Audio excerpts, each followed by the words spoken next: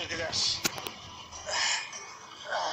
Yılan olsa bu kadar sinsi, tilki olsa bu kadar kurnaz olurdu.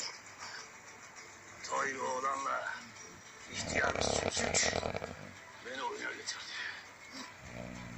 Yannisi hak ettiğinden fazlasını vaat ettin. Yannis sana neden ihanet etti ki?